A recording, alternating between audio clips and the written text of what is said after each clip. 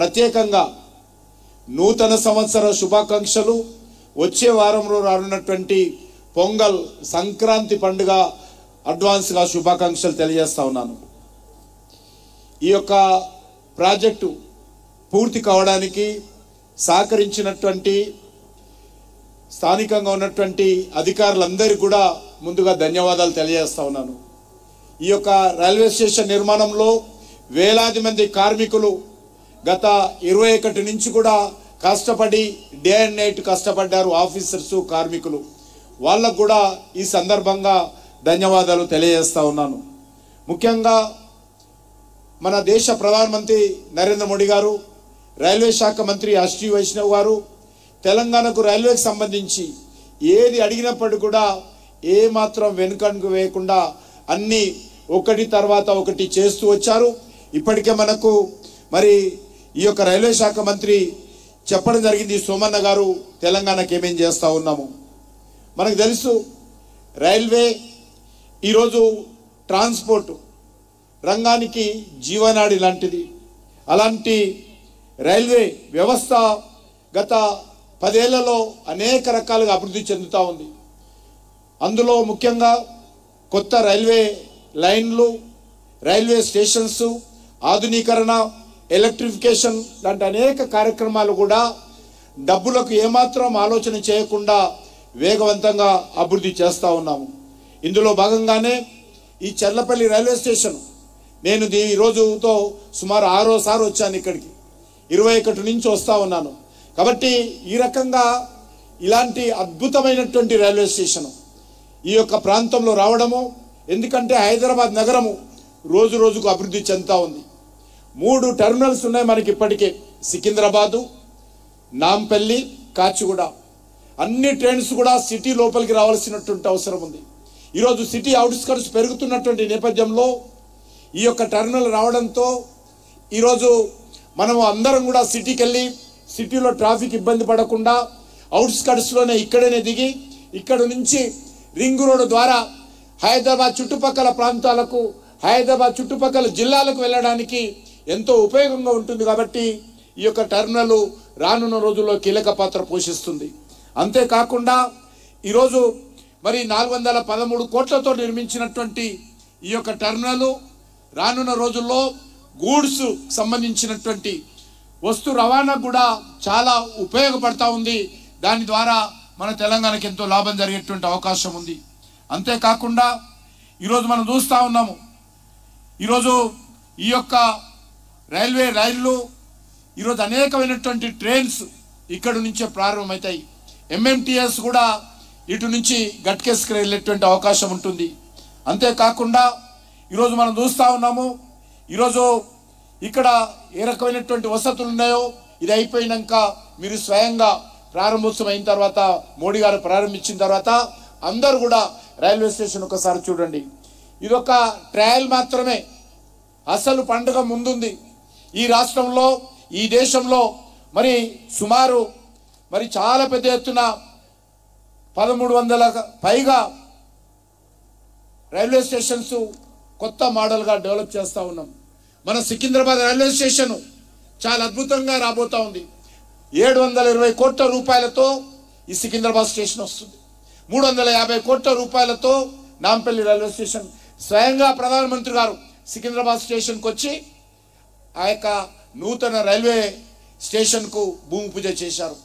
Nampally railway station కూడా ప్రధానమంత్రి గారు స్వయంగా వర్చువల్గా ఆయననే దానికి భూమి పూజ చేయడం జరిగింది. ఈ రకంగా ఈ యొక్క మన తెలంగాణలో మొత్తం అమృత్ భారత్ కింద 40 రైల్వే స్టేషన్స్ ఆధునీకరిస్తూ ఉన్నాం. ఈ రైల్వే స్టేషన్స్ దేశంలో పూర్తయిపోతే మనకు తెలిసినంత వరకు ప్రపంచంలో ఏ దేశంలో కూడా ఏకకాలంలో నూతన పద్ధతిలో 1330 పైగా రైల్వే స్టేషన్స్ నిర్మాణం జరిగినటువంటి చరిత్ర ప్రపంచంలో ఎక్కడ లేదు. మోడీ గారి నాయకత్వంలో ఈరోజు భారతదేశంలో 1350 రైల్వే స్టేషన్స్ ఏకకాలంలో ఆధునీకరించుతున్నటువంటి చరిత్ర మనం స్వయంగా ఈరోజు చూస్తూ ఉన్నాం. అంతేకాకుండా ఈరోజు అనేకమైనటువంటి సంస్కరణలు రైల్వేలో తీసుకురావడం జరిగింది. ఈరోజు రైలు కూతో వినబడని ప్రాంతాలకు కూడా రైల్వే లైన్లు, డబ్లింగు, ట్రిప్లింగు, క్వాడ్రిలింప్లింగు, ఈ రకంగా అనేక రకాలుగా చేస్తూ ఉన్నాం. ఈరోజు రైల్వేలో వెళ్తున్నప్పుడు పొగ వచ్చేది ముందు బొగ్గుతో, ఆ తర్వాత డీజిల్ వచ్చింది. డీజిల్ ద్వారా కూడా పొల్యూషన్ వస్తుంది. పెట్రోలియం ఉత్పత్తులు మనం ఇంపోర్టెడ్కి సంబంధించి చేసుకోవాల్సిన అవసరం ఉంటుంది.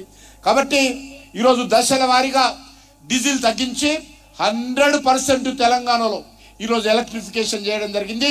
ఒక్క డీజిల్ ఇంజన్ కూడా ఈరోజు తెలంగాణలో లేకుండా నరేంద్ర మోడీ గారి నాయకత్వంలో మార్పులు తీసుకొచ్చామని ఈ సందర్భంగా మనయోస్తా ఉన్నాను. అంతేకాకుండా ఈరోజు అక్కడక్కడ మరి ఈ యొక్క ట్రైన్లు యాక్సిడెంట్ అవుతా ఉన్నాయి. రానున్న రోజుల్లో ట్రైన్లను పూర్తిగా జీరో టాలరెన్స్తో, జీరో యాక్సిడెంట్ పద్ధతిలో తీసుకురావాలనే ఉద్దేశంతో కవచ్ అనేటువంటి ఒక భారతదేశంలో ఉత్పత్తి చేసినటువంటి సాంకేతిక డొమెస్టిక్ టెక్నాలజీతో కవచ్ అనేటువంటి పద్ధతిలో ఈరోజు భారత ప్రభుత్వం రైల్వేలకు అమరుస్తుంది. ఆ కవచ్ ఏర్పాటు చేస్తే ఒక ట్రైన్కి ఇంకో ట్రైన్కి యాక్సిడెంట్ అయ్యేది ఉండదు. దానికి ఈ కవచ్ సిస్టము మొట్టమొదటగా తెలంగాణలోనే ఎక్స్పెరిమెంట్ బేసిస్లో తెలంగాణలోనే దాన్ని ఇంప్లిమెంట్ చేస్తూ ఉన్నాము.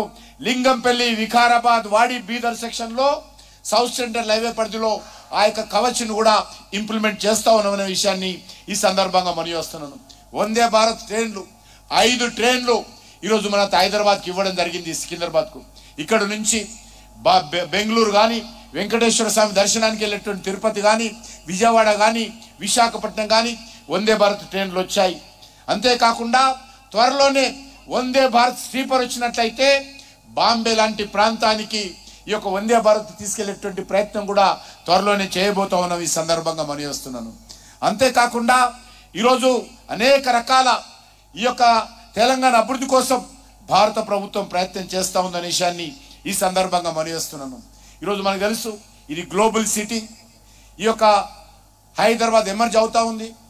ఎక్కడికి వెళ్ళినా కూడా హైదరాబాద్ సంబంధించినటువంటి మరి ఐటీ కావచ్చు, ఫార్మా కావచ్చు, డిఫెన్స్ కావచ్చు, హెల్త్ సెక్టార్ కావచ్చు, మన హైదరాబాద్ అభివృద్ధి చెందేటువంటి అవకాశం ఉంది. దీనికి అన్ని రకాలుగా కనెక్టివిటీ చేసేటువంటి ప్రయత్నం కూడా ఈరోజు కేంద్ర ప్రభుత్వము రాష్ట్ర ప్రభుత్వానికి అన్ని రకాలుగా సహకారం అందిస్తూ ఉంది. ఇంతకుముందే మా మిత్రులు బండి సంజయ్ గారు చెప్పారు నేషనల్ హైవేస్ గురించి. నేషనల్ హైవేస్ ఈ రాష్ట్రంలో సుమారు 1,20,000 కోట్ల రూపాయలతోటి ఇప్పటికే పూర్తి చేశాము.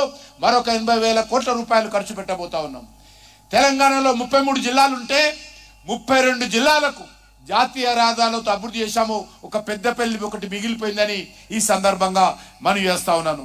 అంతేకాకుండా ఈరోజు ఈ ప్రాంతంలో అనేక రకాలుగా అభివృద్ధి కార్యక్రమాలు తీసుకొస్తా ఉన్నాం. ఈరోజు కాజీపేటలో మీకు అందరూ తెలుసు అత్యంత ప్రతిష్టాత్మకంగా రైల్ మ్యానుఫ్యాక్చరింగ్ యూనిట్ కాజీపేటలో వచ్చింది. ఆ మ్యానుఫ్యాక్చరింగ్ యూనిట్ ప్రధానమంత్రి గారు స్వయంగా వరంగల్కు వచ్చి ఆ యొక్క రైల్ మ్యానుఫ్యాక్చరింగ్ యూనిట్కు శంకుస్థాపన భూమి పూజ చేయడం జరిగింది. చాలా వేగవంతంగా కడతా ఉన్నాం. త్వరలోనే అది పూర్తవుతుంది. అక్కడ మరి రైల్వే ఇంజన్స్ కానీ, రైల్వే కోచ్లు కానీ, అదేవిధంగా రైల్వే వ్యాగన్స్ కానీ అక్కడ ఉత్పత్తి చేయబోతా ఉన్నాము. అక్కడ సుమారు ప్రత్యక్షంగా 3,000 మందికి, పరోక్షంగా అనేక మందికి అక్కడ ఉద్యోగాలు లభించే అవకాశము కాజీపేటలో నరేంద్ర మోడీ గారి ప్రభుత్వం చేపట్టిందనే విషయాన్ని కూడా ఈ సందర్భంగా మనం చేస్తా ఉన్నాను.